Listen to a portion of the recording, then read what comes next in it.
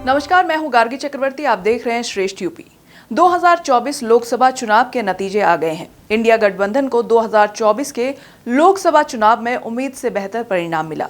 इसके बावजूद वो फिर से ईवीएम का राग अलापने लगा है। हालांकि देश की सर्वोच्च अदालत यानी सुप्रीम कोर्ट भी ईवीएम को क्लीन चिट दे चुका है, लेकिन चुनाव परिणाम के बाद हर बार ईवीएम को लेकर सवाल उठाए जाते हैं, खासकर जहां विपक्ष की हार होती है। लेकिन इस बार विपक्ष को सहारा मिला है टेस्ला कंपनी के सीईओ एलन मस्क का। दरअसल आने वाले दिनों में महाराष्ट्र, हरियाणा, झारखंड और जम्मू कश्मीर में विधानसभा चुनाव होने वाले हैं। ऐसे में एलन मस्क के बयान ने चुनाव से पहले विपक्ष को टॉनिक दे दिया है। देखिए ये खास रिपोर्ट।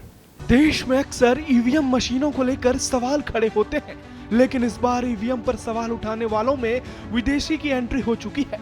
भारत के विपक्षी नेताओं के बाद अब अमेरिका के एक बड़े व्यक्ति ने ईवीएम की माला जपना शुरू कर दिया है। आखिर क्या है पूरा मामला, बताते हैं आपको। दरअसल भारत में हुए लोकसभा चुनाव के नतीजों के बाद दुनिया की सबसे अमीर शख्सियतों में शुमार एलन मस्क ने ईवीएम को लेकर बड़ा बयान दिया है, जिसे लेकर देश का सियासी पारा उफान पर पहुंच गया है और हर ओर इसे लेकर बवंडर शुरू हो गया है। पहले आपको बताते हैं कि आखिर एलन मस्क ने क्या कहा।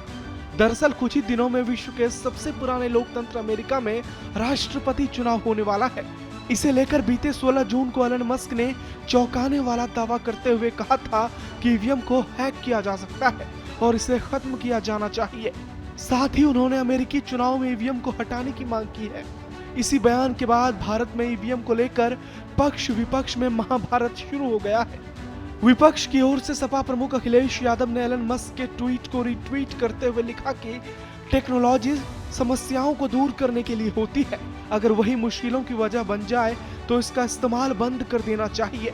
आज जब विश्व के कई चुनावों में ईवीएम को लेकर गड़बड़ी की आशंका जाहिर की जा रही है और दुनिया के जाने माने टेक्नोलॉजी एक्सपर्ट ईवीएम में हेराफेरी के खतरे की खुलेआम बात कर रहे हैं, तो फिर ईवीएम के इस्तेमाल की जिद के पीछे की वजह क्या है, ये बात भाजपाई साफ करें। आगामी सभी चुनाव बैलेट पेपर से कराने की अपनी मांग को हम फिर दोहराते हैं। अखिलेश यादव के अलावा कांग्रेस सांसद राहुल गांधी ने भी एलन मस्क के पोस्ट को टैग करते हुए देश में ईवीएम के जरिए हो रहे चुनाव पर तंज कसते हुए कहा कि भारत में ईवीएम एक ब्लैक बॉक्स की तरह है, जिसकी जांच करने की अनुमति किसी को नहीं है। हमारे देश की चुनाव प्रक्रिया के पारदर्शिता पर गंभीर सवाल खड़े हो रहे हैं। जब संस्थाओं में जवाबदेही की कमी होती है तो लोकतंत्र एक दिखावा बन जाता है और धोखाधड़ी का शिकार हो जाता है। राहुल अखिलेश के ट्वीट को बीजेपी ने खारिज करते हुए कहा कि ईवीएम मशीनों से छेड़छाड़ संभव ही नहीं है। बीजेपी नेता अमित मालवीय ने कहा कि एलन मस्क या जिसे भी ऐसा लगता है कि ईवीएम को हैक किया जा सकता है, वो भारत के चुनाव आयोग के पास जाकर इस बात पर बात कर सकता है। वहीं पूर्व केंद्रीय मंत्री और बीजेपी नेता राजीव चंद्रशेखर ने भी ईवीएम को सुरक्षित बताते हुए इसमें गड़बड़ी से इनकार किया। इसके बाद कांग्रेस नेता पवन खेड़ा ने बीजेपी पर पलटवार करते हुए ईवीएम को लेकर सवाल उठाए। जब कोई भारतवासी पूछता था सवाल, तब तो ये मंत्री चुप हो जाते थे, कोई कुछ नहीं बोलता था। अब एक विदेशी ने पूछ लिया तो सब जवाब दे रहे हैं। मिलिंद देवड़ा जवाब दे रहे हैं, राजीव चंद्रशेखर जवाब दे रहे हैं, लाइन में लगे हुए हैं पूरे कैबिनेट एलन मस्क के सामने हाथ जोड़कर, हाथ आगे बांध के जवाब दे रहे हैं। क्यों? भारत का चुनाव है, भारतवासियों के मन में अगर कोई संशय है तो उसमें जवाब नहीं दोगे, विदेशी को जवाब दोगे। वाह, क्या गुलामी है। कांग्रेस के अलावा लोकसभा चुनाव के बाद शिवसेना उद्धव भी लगातार ईवीएम को लेकर सवाल कर रही है। दरअसल मुंबई उत्तर पश्चिम लोकसभा सीट से शिवसेना शिंदे प्रत्याशी रविंद्र वायकर को शिवसेना यूबीटी के प्रत्याशी अमोल कीर्तिकार के खिलाफ महज 48 वोट से जीत मिली। इसके बाद इंडी गठबंधन ने इस पर सवाल उठाने शुरू कर दिए। शिंदे गुट के सांसद रविंद्र वायकर के रिश्तेदार मंगेश पंडीलकर पर आरोप लगाया गया कि वो 4 जून को लोकसभा चुनाव की काउंटिंग के दौरान काउंटिंग सेंटर में एक मोबाइल फोन लेकर गए थे और ईवीएम को अनलॉक किया था। इसके बाद चुनाव आयोग ने मुंबई में ईवीएम हैकिंग के आरोप को खारिज कर दिया था। मुंबई की रिटर्निंग ऑफिसर वंदना सूर्यवंशी ने कहा था कि ऐसा हो ही नहीं सकता, यह आरोप पूरी तरह गलत है और ईवीएम को अनलॉक करने के लिए किसी ओटीपी की जरूरत नहीं होती, न ही ईवीएम को किसी इलेक्ट्रॉनिक डिवाइस से कनेक्ट किया जा सकता है। ईवीएम को लेकर गलत सूचना फैलाने और भारतीय चुनाव प्रणाली में संदेह पैदा करने के लिए न्यूज़पेपर को नोटिस जारी किया गया है। हालांकि ये कोई पहला मौका नहीं है जब विपक्ष ईवीएम को लेकर सवाल उठा रहा है। इससे पहले भी हर चुनाव में विपक्ष ईवीएम पर सवाल खड़े करता है, खासकर जहां विपक्ष को हार मिलती है। आपको याद होगा जब दिल्ली और पंजाब में आम आदमी पार्टी चुनाव जीतती है तो ईवीएम पर खामोश हो जाती है। जब कांग्रेस तेलंगाना, हिमाचल और कर्नाटक में चुनाव जीतती है तो ईवीएम सही रहता है। जब ममता दीदी बंगाल में चुनाव में क्लीन स्वीप करती हैं तो ईवीएम ठीक रहता है।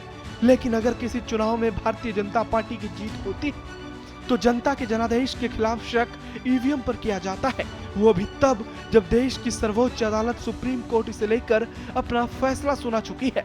सुप्रीम कोर्ट का साफ कहना है कि ईवीएम को हैक करने या इसमें हेरफेर करने की संभावना नहीं है। साथ ही सुनवाई कर रही बेंच ने यह भी कहा था कि जब तक ईवीएम के खिलाफ पर्याप्त सबूत नहीं मिलेगा तब तक ईवीएम से चुनाव कराने का प्रणाली जारी रहेगा। सभी पर्चियों को वीवीपैट से मिलान की बात को भी सुप्रीम कोर्ट ने खारिज किया था।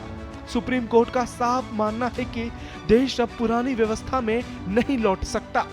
लेकिन हमारे देश का विपक्ष तो विपक्ष है, ना ही सुप्रीम कोर्ट को मानने के लिए तैयार है, ना ही चुनाव आयोग को। देश के कई विकसित देशों में भी ईवीएम से चुनाव होते हैं। भारत में भी यूपीए 1 और यूपीए 2 सरकार के दौरान ईवीएम से चुनाव हुआ था, जिसमें कांग्रेस की सरकार बनी थी। भारत में भी 2004 और 2009 के लोकसभा चुनाव ईवीएम से कराए गए थे, जिसमें कांग्रेस की सरकार बनी थी। देश में जब से बीजेपी की सरकार बनी है, यानी साल 2014 से, उसके बाद से 50 से ज्यादा विधानसभा और सैकड़ों लोकल चुनाव हुए हैं। इसमें विधानसभा चुनाव में दर्जनों बार बीजेपी को करारी हार मिली है और विपक्ष ने ईवीएम से ही चुनाव जीते हैं। लेकिन आज के दौर में विपक्ष ईवीएम के निर्णय से सहमत नहीं है। हर बार वो ईवीएम को लेकर सवाल खड़े करता है। हर बार ईवीएम को लेकर देश भर में प्रदर्शन किए जाते हैं। अब सवाल है कि ईवीएम का मुद्दा लोकसभा चुनाव के बाद क्यों गरमाया है, वो भी तब जब नतीजे आने के बाद विपक्ष ने तुरंत ईवीएम पर सवाल खड़े नहीं किए थे। विपक्ष बीजेपी को 240 तक के आंकड़े पर समेटने तक का जश्न मना रहा था, लेकिन जैसे ही एलन मस्क का बयान आया, विपक्ष बीजेपी सरकार पर हमलावर हो गया। दरअसल आने वाले कुछ महीनों में देश के 4 महत्वपूर्ण राज्यों में विधानसभा चुनाव होने वाले हैं। इनमें 288 सीटों वाला विधानसभा महाराष्ट्र भी है। दिल्ली से सटा हरियाणा, बिहार से लगा झारखंड और जम्मू कश्मीर है, जहां धारा 370 हटने के बाद पहली बार विधानसभा चुनाव होंगे। ऐसे में ये राज्य इंडी गठबंधन के लिए बेहद अहम है। ऐसे में उन्हें चुनाव से पहले एक बड़ा मुद्दा मिल गया है, जिसका नाम ईवीएम है, जिसे लेकर विपक्ष बीजेपी पर संविधान और लोकतंत्र को लेकर सवाल उठाता है। सियासी गलियारों में ऐसी चर्चा है कि जैसे लोकसभा चुनाव में आरक्षण खत्म करने वाला मुद्दा विपक्ष के लिए रामबाण रहा, वैसे ही आगामी विधानसभा चुनाव में ईवीएम का मुद्दा भी विपक्ष के लिए अनुकूल हो सकता है।